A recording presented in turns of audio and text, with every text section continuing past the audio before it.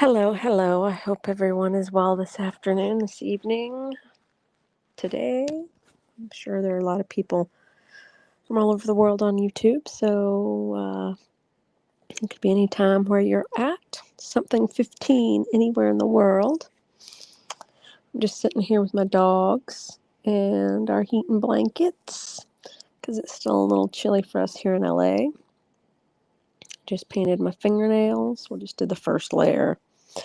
Then I'll wait an hour or so, and maybe I'll just do the next layer tomorrow, because sometimes it doesn't dry before I go to bed, and I wake up with and I use these Etsy dry and drops, but sometimes I'll wake up and I'll have the imprints of my bedclothes in them, like the fabric, like the hash marks from the fabric, and that's never fun, especially when you've done it perfectly and everything looks great. You're like, woohoo, I did my nails so good, and then you wake up and disaster.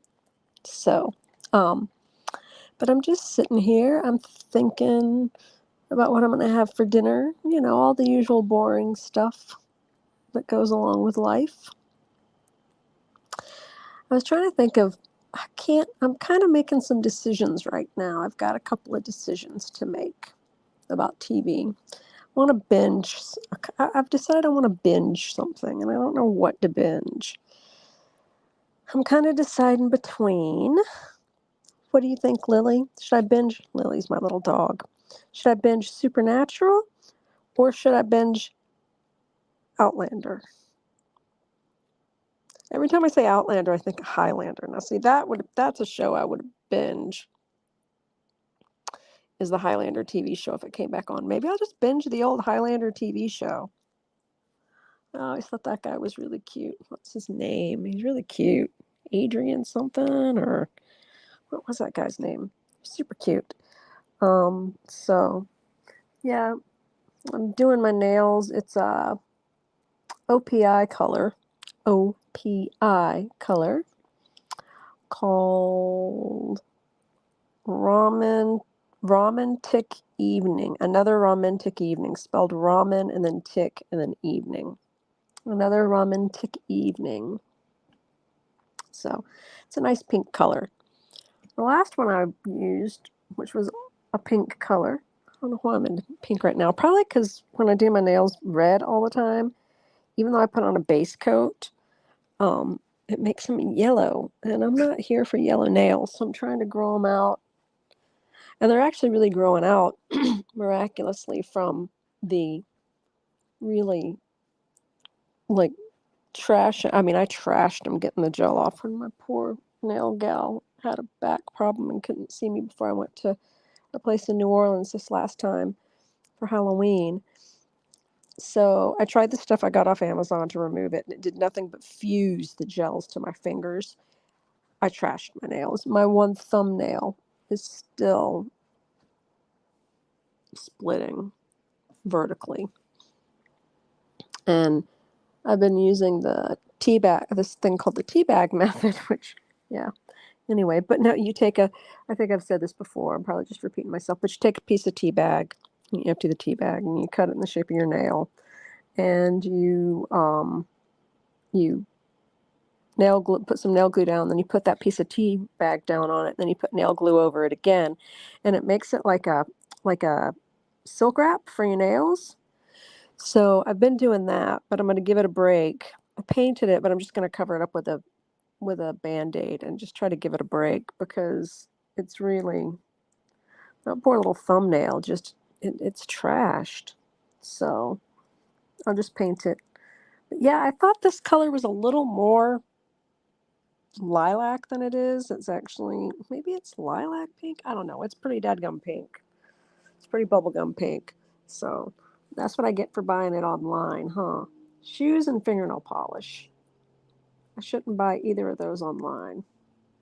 Went to the Grove the other day, as you can see in my short, looking for some boots, some shoes. I was looking for some boots. And everything, Lily, my little dog Lily's like, who the hell are you talking to? Everything looked like it was from the 90s. I went into I think it was a Marc Jacobs or Michael Kors, one of those stores, and I was like, y'all, The 90s called and want their boots back. And one salesperson that was from New York started laughing. The other girl got real mad. Was Michael Kors or Coach? I can't remember where I was, but it's these chunky lug-soled boots with the big square heels. And that's just not for me. It wasn't for me back then. The only time I ever wore anything with lug soles on them was when it was actual real combat boots, because I couldn't afford Doc Martens like everybody else had. So I got those little French parachuter jump boots. And I actually wore them for a really long time. Wore them for years, and then ended up giving them to one of my friends who miraculously had the same size feet as I did. But because I got little tippy-toe feet, I got little feet. They're tiny. I mean, they're like 5.5 or 6. So, but yeah. So that was. I went to the Grove. I did a short about it. The Grove's really interesting. It's where the old farmers market here is, and the farmers market's been around forever. It actually is the place that, what was her name? The actress that supposedly Kirk Douglas had an affair with, and she went missing, and maybe she was going to get into being pregnant, and maybe they weren't sure what happened to her. She just disappeared. They found her purse in Griffith Park, but the last actual verified, she called someone from the farmers market here in Los Angeles. Peanut, my little dog's got a little cough still, even though I give her medicine. But so the old farmers market is what the Grove is, part of the Grove now. So basically they just took over. My husband, who was born and raised here in LA, told me it used to be an amusement park there. And they knocked down the amusement park and put up this shopping center called the Grove. And it's actually really beautiful. It has great restaurants. But I did not find any shoes that I wanted because I'm super picky. The ones I want I'm going to get there's this company online called American Duchess, and it's the Paris boot. But they're out of my size. So I have to wait till February. I emailed them and they said they'd get them back in February. But yeah, these clunky, excuse me, I've got a bit of a sore throat and a cold right now, y'all. Sorry. But these clunky, like luggy, big old square heeled. Hi, I see some people are in here. Hi, how's it going? Welcome. I'm talking about shoes, boots, and my difficulty finding anything that doesn't look like 90s jumped into a time machine and came forward. They're clunky. So, but the Paris boot by American Duchess is very sweet. It's like a little Victorian with a heel, and I like it very much. And I'm waiting for them to get my size back into stock. So we did that, and then we went to. My husband drove me by Steph's house, which I did a video of. Steph from Pretty in Pink. I'm going to do a whole series of filming locations from Pretty in Pink. Most of it was filmed in Pasadena, which is about 20 minutes from here, from Hollywood. But I do know where all the sites are, so I'm going to try to get those together to show you all those sites. And also here in my neighborhood, there's filming sites from all kinds of different movies too. Like actually, the house next door to me and all of my neighborhood, they just filmed the TV show or the movie Angeline. They did what was that last Dave Duchovny TV show here? So there's a lot of shows that are filmed right around here. LA Confidential, there's a couple of houses that were filmed. LA Confidential was filmed in right around here. So, but I suddenly got very tired. I'm trying to decide what to make for dinner, like I said earlier, and I don't know. I mean, I've got some beef in there that I don't know how long beef stays good in the fridge. I've got one little patty's worth. I could do that, or I've got some lemon brush chicken. I had a nice beet walnut arugula salad earlier, so I'm not really sure, but So anybody in the chat want to tell me what they're going to make for dinner, lunch, breakfast, wherever you may be? Anyone? So, but yeah, those are my future plans. I want to do more, and I'm going to do more vampire history stuff. That takes, I mean, all of it takes research, but the vampire history stuff, it's stuff I know, but I really want to make sure that I find the facts, like the video I just did about the Hungarian vampire. There's a documented one before him, but I've never found any. When I say documents, there's stuff that, word of mouth that's been written down, legends been written down. But the one from the last video I did on vampires, that was an actual news article. There's an actual news article about that one. And I also want to go back and tell you guys some stuff I found out when I was doing some research on Saint Germain, which I did the video on Saint Germain. There's some stuff I found where there was a Jacques Saint Germain. Now, my friend and I have big debates. She's an amazing historian in New Orleans, and she loves vampires too, as much as I do, especially the Anne Rice vampires. But sorry, my throat is starting to get really sore, so don't know how long I'm going to be here. But she thinks that the Jacques Saint Germain that I found in the records, there's no way he was a vampire. And my whole feeling on that is he was, I think I've already said this, he was a trained conductor, and that would be a primo way to get unsuspecting victims that nobody would miss for quite a while back then. I mean, it would, you didn't have cell phones or whatever. So that's the thing I'm working on. I'm working on a vampire story that I've heard tell of from the 1730s. So I'm going to put together those two videos. But right now, I think maybe, and I'll see if he'll let me interview him. I'm not sure, because he usually gets paid a lot. But my friend is Bram Stoker's great nephew, great grandnephew. Anyway, he's his nephew a few times removed.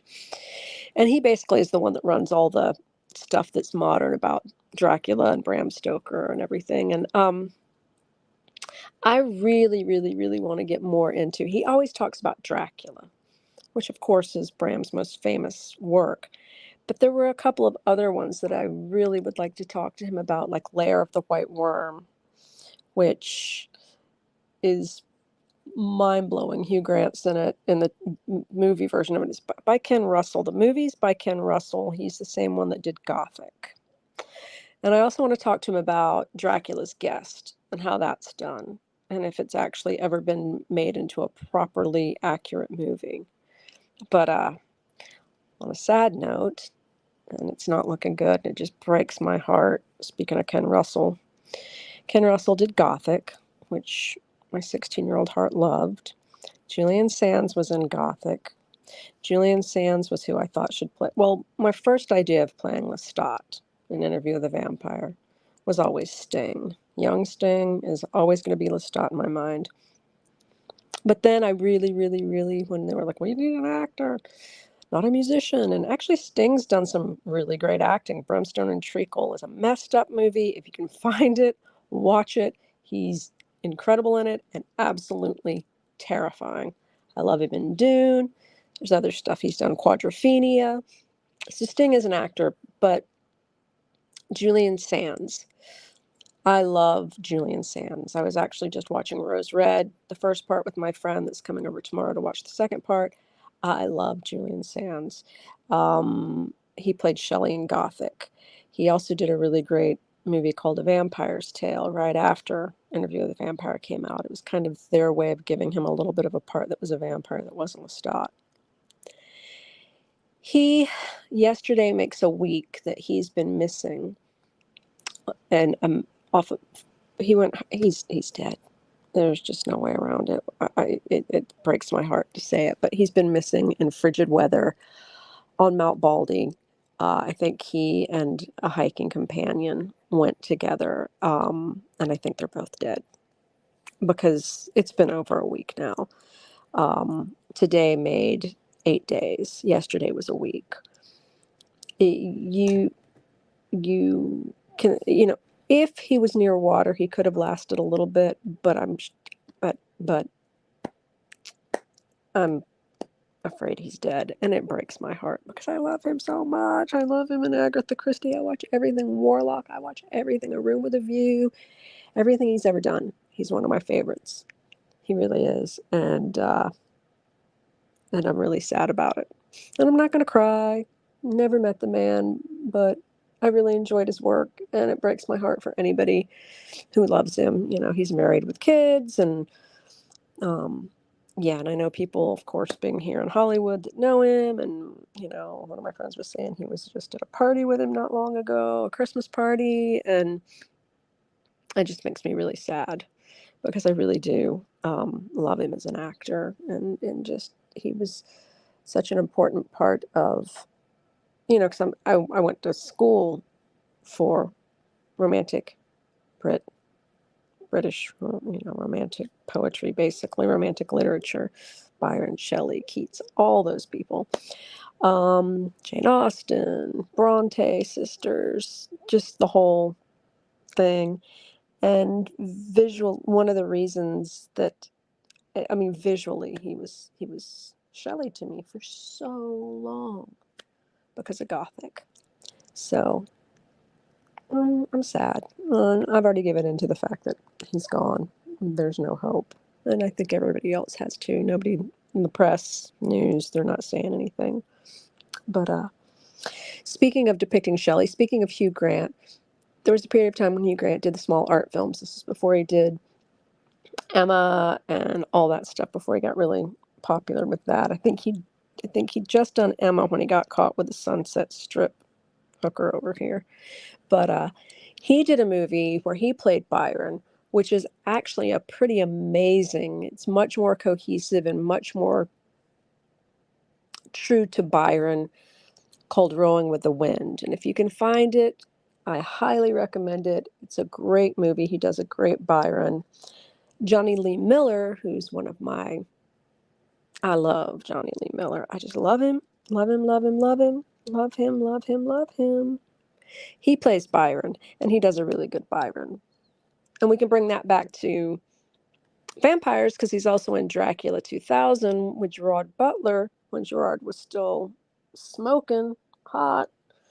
And I know a lot of people hate that movie. They don't like Dracula 2000, but I actually love the origin story. I like it. I actually really enjoyed Dracula 2000. And Johnny Lee Miller is in that. So he plays Byron, and he's in that. And Hugh Grant plays Byron, and he's in that. And Julian Sands played Shelley. And, oh God, what's the French guy's name? I know his name. I can't believe it. He's French. Is he French, the guy that plays Byron in that? Never found him attractive, but he does a good Byron. But he's way too old to play Byron at that point in that movie, at that point in Byron's life. But, yeah, speaking of Dracula 2000, Dracula. Do I like having one-track mind? Vampires. It all goes back to that. I watched Dracula Untold, which I liked. I did. I really like. Well, I'm a huge fan of both Dominic Cooper and Luke Evans. I love both of them. And it was really fascinating because they pulled from all the different history, but then they pulled from the Francis Ford Coppola Dracula at the end with Mina and his wife, because that's not in Dracula. That whole lost, love, da da da da da, is from Francis Ford Coppola's movie version. So I thought it was really fun because there's actually not much from Dracula, the book, in Dracula Untold. It's a lot of history, the Turks and the Ottomans and Transylvania and all that area, all that area. And then at the end, it touches on the whole Mina being his long-lost love that died because he was in a battle, which I thought was fascinating because as far as I could tell, unless I was completely missing it, there's not really any part of Dracula, the book, in Dracula Untold. And it was supposed to be, Dracula Untold was supposed to be the dark universe. I think Universal was trying to reboot from back in the day, back in the 30s. They had Dracula, the Mummy, the werewolf, and they were all huge, especially Dracula. And so I think because the Mummy tanked so badly, it was terrible though. I mean, it really wasn't very good. Not the Mummy with Brendan Fraser. I love that. I'm talking about the Mummy with Tom Cruise. It was really kind of atrocious. And I must admit, I'm not a huge Tom Cruise fan, so that probably had something to do with it. But they were going to do the whole dark universe and have the werewolves and, do the whole set. And I guess both of those movies did so poorly that they decided to skip that plan. But I didn't dislike Dracula Untold. I thought it was beautifully done. I wish I could disintegrate into a bunch of bats. I thought the sets were beautiful. I thought it was visually amazing. I thought the guy, can't remember his name right now, that played the vampire that gets him originally, because it tells you how he's gotten and turned into a vampire. So it has Dracula origin story, not just being Vlad the Impaler, but also how he becomes a vampire, which I thought was really clever and really cool. I like him. I liked that actor, and I can't remember his name, but he's great. But I loved his playing of the original creature that turned Dracula into a vampire. I thought he was amazing at that. So I don't know why it did so bad. I don't know why they decided not to continue with the Dark Universe. Was it just because the Mummy tanked and Tom Cruise was so involved he pulled the plug? I don't know. But I thought Dracula Untold was very interesting. I mean, it was beautifully done. And it was definitely an interesting take on the story. It was something I hadn't seen done before, which Dracula 2000 was something I hadn't seen done before. And I really enjoy the origin story in Dracula 2000. I don't know if anybody here's seen it, anybody in the chat seen it, but the origin story is very clever. And I like that because a lot of vampire stories, like the Anne Rice stuff with Akasha and Inkiel, and they're cursed. It's a witch's curse, so it goes back to witches, which is also what they did in the originals.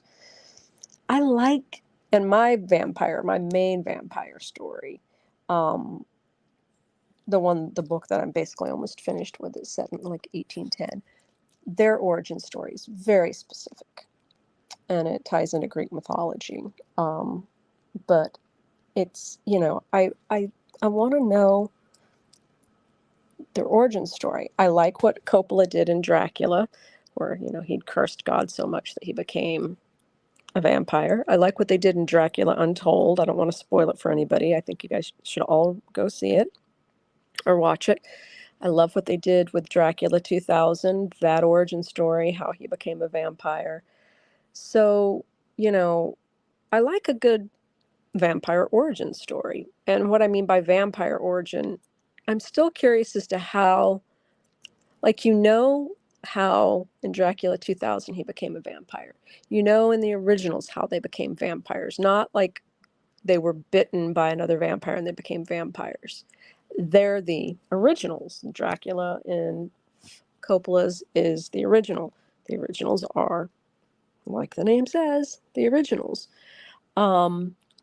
So you find out how they became vampires. And in the Anne Rice stuff, although they never get into it in Queen of the Damned, they don't get into, no movie studios ever delved into the backstory of Akasha and Inkiel and Maharat and her twin sister, and how Maharat and her twin sisters were witches, and they ended up, the vampires in Anne Rice started as witches as well, just like the ones in the originals did. So, you know, and I'm not going to spoil Dracula 2000 because it's not a very well known. It's from the early 2000s, and it wasn't a very overly watched one. Let's just put it that way. So if any of you guys want to go watch it, I don't want to spoil that for you and what the vampire's origin story is in that particular one, but it was very fascinating to me. So, so one of my questions for the chat is this. I'm going to probably let you go in just a few minutes, but I wanted to make this short because I'm not feeling my best, but wanted you to help me pick out what I'm going to binge watch next. I just watched the history of, what was the name of it? It's the history of folk horror, which is really fascinating, and I should look it up. But all you have to do is look up history of folk horror documentary. Really, really cool. It goes through tons of folk horror movies, which was really fascinating. And I'll talk about that on my next live. But I can't decide if I want to binge Supernatural or Outlander. So go ahead and write in the comments below if you think I should binge Supernatural or Outlander, because those are my choices. I like to write for a couple hours a day, and then I like to binge. I binged the first season of You, and it was really good, but it made me so uncomfortable that I haven't been able to watch the second one. Really uncomfortable. That show scared me because he was technically the perfect guy if you didn't realize all the crazy, gross shenanigans he was up to. Lily, honey, please stop that. Like, we could see how bonkers he was, but she couldn't. And that scared me. I mean, I'm very happily married, so that's, you know, I'm not going to be on the market for a mate at any point. But it really did kind of freak me out that someone could be that bonkers. It kind of, I mean, it kind of freaked me out. Anyway, thank you for stopping by. I hope y'all all have a great evening. I'm going to go do the very exciting thing of making myself dinner and deciding whether I'm going to put a second coat of fingernail polish on my nails or not. Probably not, because they're still, you know, I just don't want them to have that fabric waffly look when I wake up in the morning. It's a real bummer because they look, you know, pretty good this first coat. I haven't messed them up yet. So anyway, I've talked for 30 minutes straight. As you guys can imagine, I am a bit of a talker. I hope you all have a lovely evening, morning, afternoon. And next time, I hope more of you get in here and chit-chat. I hope you actually chit-chat with me. I'd love to get to know you a little better.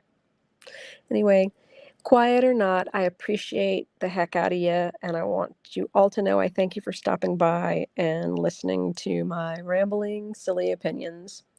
Much love and light. I hope the rest of your weekend is beautiful. Bye-bye.